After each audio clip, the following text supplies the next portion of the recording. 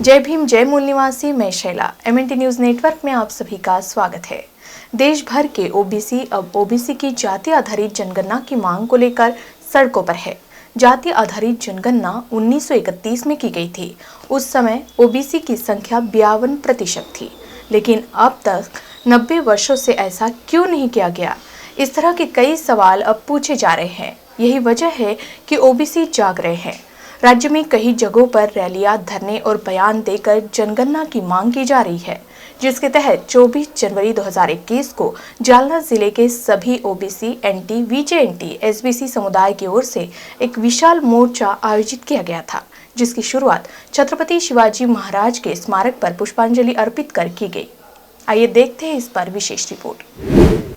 देश भर के ओबीसी अब ओबीसी की जाति आधारित जनगणना की मांग को लेकर सड़कों पर है, जिसके तहत 24 जनवरी 2021 को जालना जिले के सभी ओबीसी, NT, VJNT, SBC समुदाय की ओर से एक विशाल मोर्चा का आयोजन किया गया।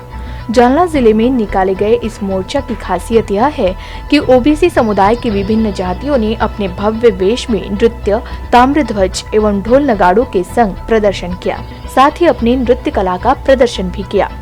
मंडल आयोग और निकिपन्ना आयोग को लागू किया जाना चाहिए। न्यायमूर्ति M कृष्णैया आयोग की सिफारिशों को लागू किया जाना चाहिए। नई शिक्षा नीति को तत्काल निरस्त किया जाना चाहिए।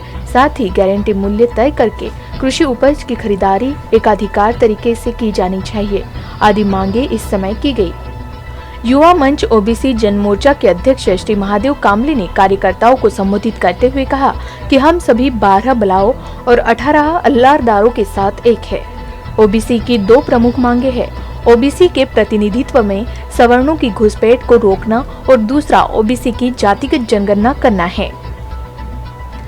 जालना जिले में माननीय भास्कर अंबेकर ने कहा कि ओबीसी इस देश में एक बड़ा समुदाय है और इस समूह कारक के बारे में कुछ प्रश्न हैं।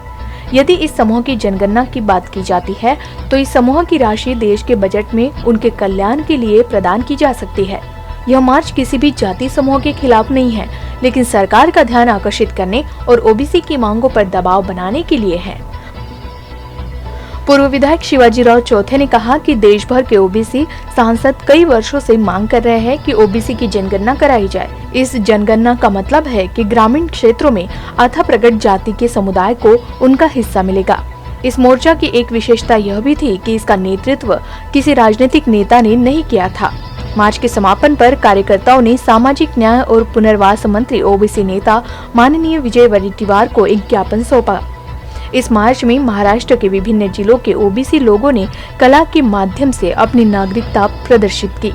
जालना में सामाजिक कार्यकर्ताओं ने मार्च में भाग लेने वाले विभिन्न जिलों के लोगों के लिए चाय पानी की व्यवस्था की थी।